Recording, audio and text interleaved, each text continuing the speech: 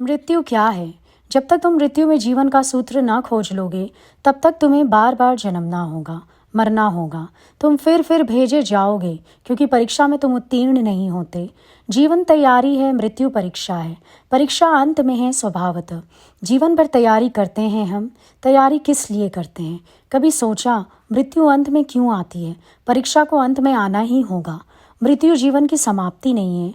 जीवन भर में तुमने कुछ सीखा, कुछ जाना, कुछ निचोड़ा, कुछ सार हाथ आया, इसकी परीक्षा है। अगर कुछ सार हाथ आया हो तो मृत्यु तुम्हें मार नहीं पाती, और अगर कुछ भी हाथ ना आया हो तो मृत्यु तुम्हें मार पाती है। फिर फेंके जाते हो जन्म में। जो मृत्यु से चूका फिर जन्मेगा। मृत्यु से चूकने के कारण ही जन्म है।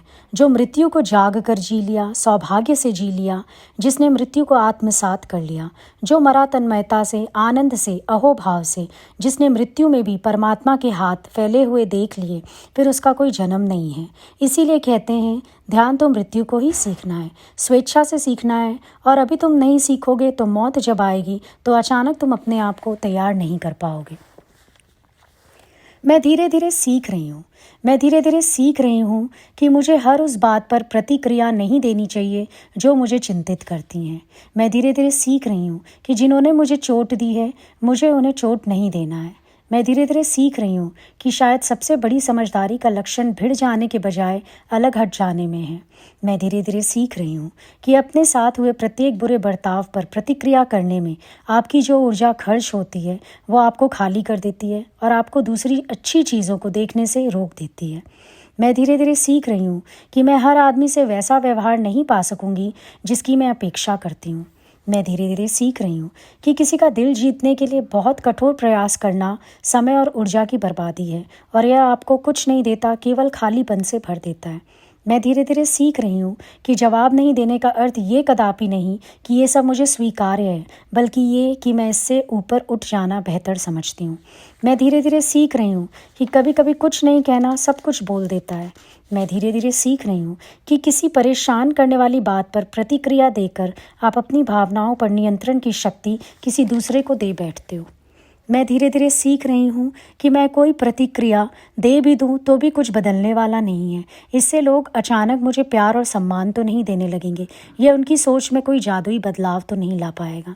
मैं धीरे धीरे सीख रही हूँ ज़िंदगी तब बेहतर हो जाती है जब आप इसे अपने आसपास की घटनाओं पर केंद्रित करने के बजाय उस पर केंद्रित करते हैं जो आपके अंतर्मन में घटित हो रहा है।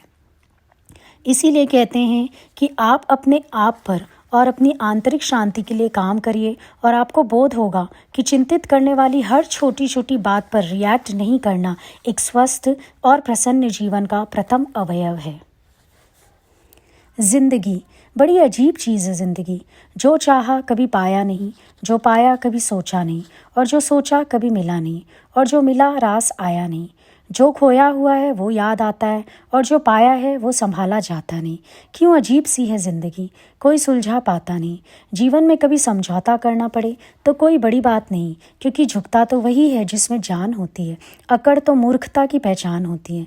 ज़िंदगी जीने के दो तरीके होते हैं। पहला, जो पसंद आए उसे हासिल करना सीखो, और दूसरा, जो हासिल है उसे पसंद करना सीख लो। जिंदगी जीना आसान नहीं होता, बिना संघर्ष के कोई महान नहीं होता। जब तक पड़े ना हथौड़े की चोट तब तक पत्थर भी भगवान नहीं होता।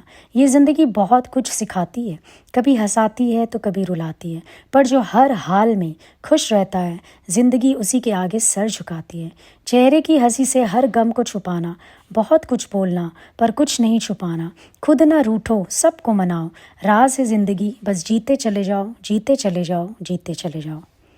तू करता वही है जो तू चाहता है, पर होता वही है जो ईश्वर चाहता है। इसीलिए तू कर वही जो ईश्वर चाहता है, फिर होगा वही जो तू चाहता है। हम भगवान के हैं, भगवान हमारे हैं, मेरे प्रभु पर मेरा पूरा हक है। रोज़ सवेरे उठकर अपने को कहो कि हे भगवान, मैं तृप्त हूँ और मुझे किसी से कुछ भी नहीं चाहिए। जहाँ भी रहो मौज में रहो, खुश रहो, तृप्त रहो। ओम शांति।